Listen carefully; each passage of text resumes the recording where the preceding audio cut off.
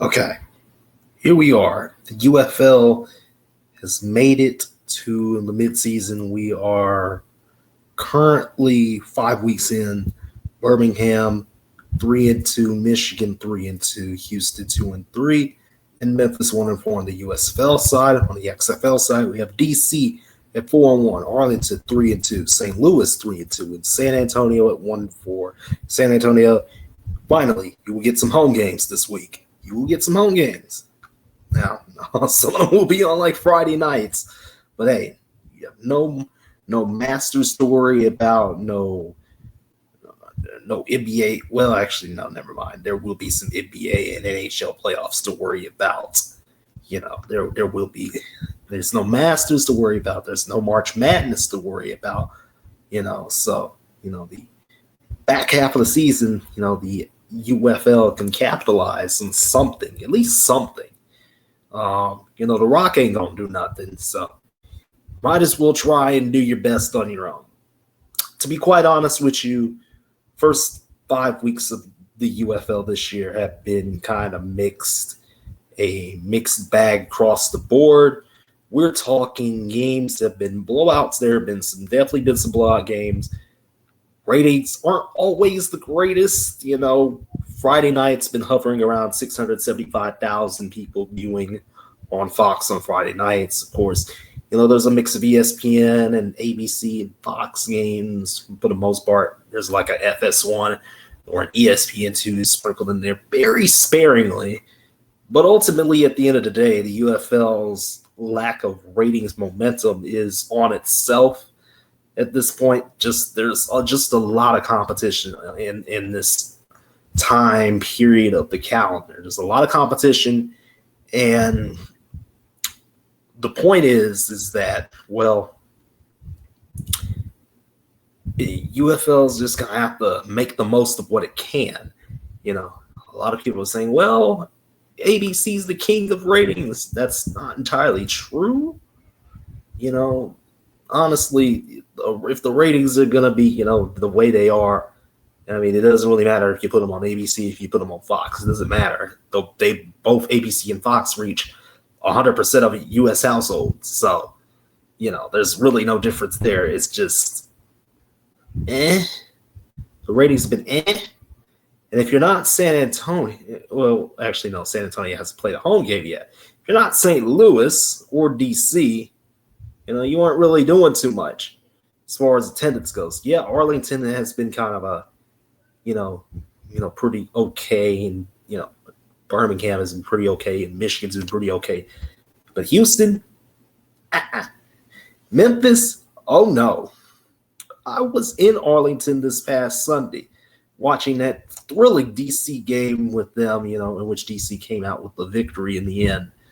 But, were there 9,000 people at that game? I don't think there were. I don't think so. There were definitely not 9,000 people at that game. I'm just keeping it real. There were probably 9,000 people that paid for tickets.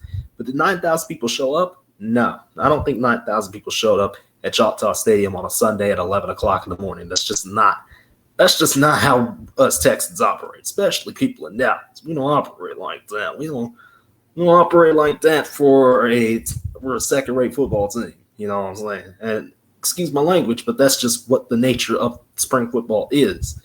You are the second-rate guys. In fact, can DC even host a playoff game if it were to come to it? Right now, the answer is no. No, they cannot. Samson Nakua getting into altercations with fans, getting a one-game suspension, not cool either. Not going to help the reputation of the league. You have guys like Pat McAfee and Stephen A. Smith and all these ESPN big shots. Are they going to talk about the UFL? Let's make it a pretty safe bet that they're not going to do that. Not going to do that. But hey, the UFL CBA, that got passed. The players are finally going to make a few more $1,000, at least like $5,000 to $7,000 more.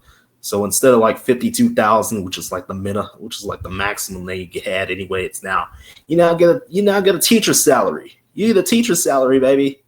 You get a teacher's salary, just a little bit more of a teacher salary anyway. You get like a highest paid teacher salary. for 10 weeks of football. Again, I don't think there was any reason for a CBA to be needed.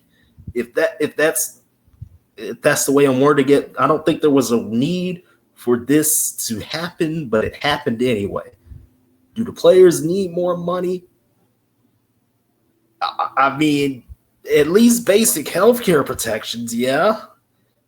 You know, that wasn't already guaranteed, but hey, it's here now. So yeah, the money is there. So now players get about about $60,000 a season. You know, again, guys like Luis Perez ain't gonna be playing spring ball much longer. Let's just keep it real with you. A lot of injuries too. You know, Birmingham especially. Like, you know, at one point, you know, they were down to Alex McGoo. You know, and I mean. The QB injuries were just bad for Birmingham. The QB injuries across the board have been bad. There have been so many in the UFL, which is crazy to me. Crazy. Again, you know, guys like Jordan Ta'amu and Luis Perez and, you know, and others, you know, they've been doing their stuff, they've been doing what they've been needed to do, but is doing what they needed to do enough? I don't think so. And the lack of, you know, continued presence is going to mess things up for the UFL, in my personal opinion. Now,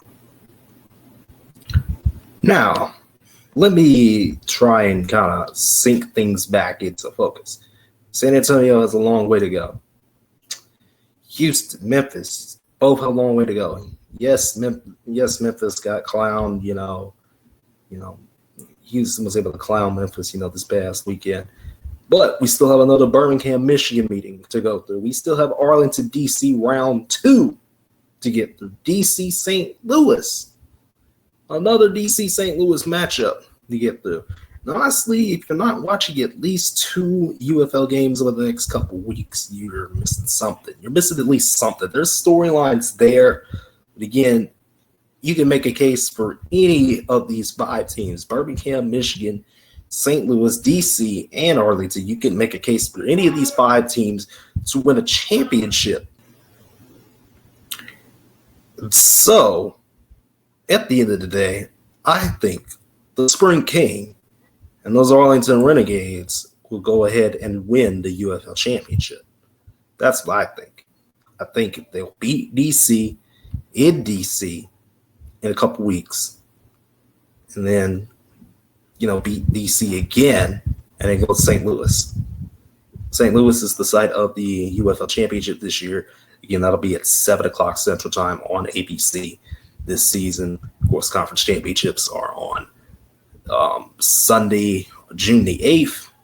The championship on Saturday, June 14th. So, you know, again, there's going to be some logistical problems, again, I think, because of the way things have been set up, you know, with schedules for other leagues. Again, the UFL is not, you know, the place to be, you know, as far as being the first. Can I have some more? No, somebody else already asked for more, you know, like other teams like the WSL or, you know, like WNBA teams and stuff like that. You know, they have first priority. MLB, first priority. You know, NBA still, NHL still, yeah, these aren't, you know, places to be. But again, there are other tenants, like soccer tenants, you know, that have priority over UFL teams, you know.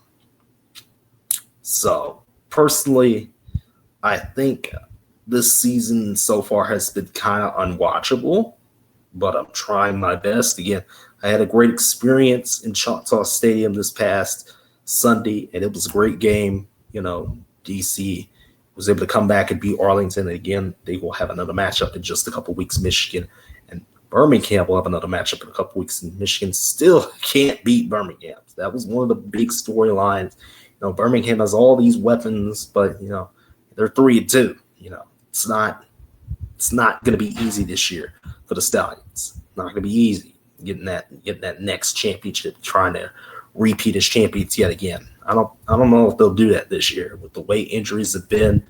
I just don't see it. But, Michigan's strong, but, I think the champion will come out of the XFL this year. It could be either DC, Arlington, or St. Louis. And somebody's going to miss. Somebody from the XFL conference is going to miss it. Whoever misses is going to be very unhappy.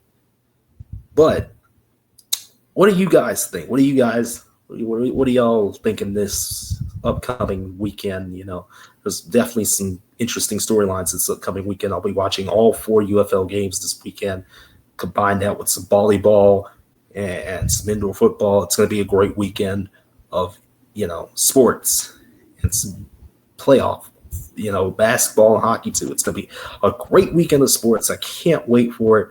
I know I'm about a day or two late on this, but hey, week 6 doesn't start till tomorrow, so I'm still early. So enjoy the start of May. We are here in May, and we're going to keep going until the end of May, and we're going to keep rocking and rolling throughout the summer as well. So stick with me. There's been some issues with my internet over the past couple of days. I had to do some internet-related things over the last couple of days, and it's kind of messed things up. So I'm trying alternative methods for the time being. So until Saturday, which I'm debating it'll be either Saturday morning or Saturday afternoon, which we'll talk about the WNBA. Yes, it's about that time, ladies and gentlemen. Do we add the big 3 to the rotation? I don't know yet. We're going to find out. I'm thinking about it.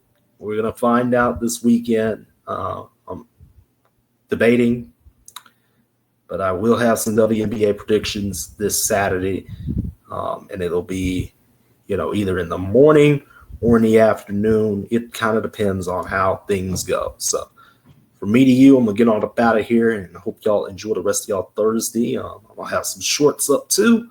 So again, take care. I'll see you later.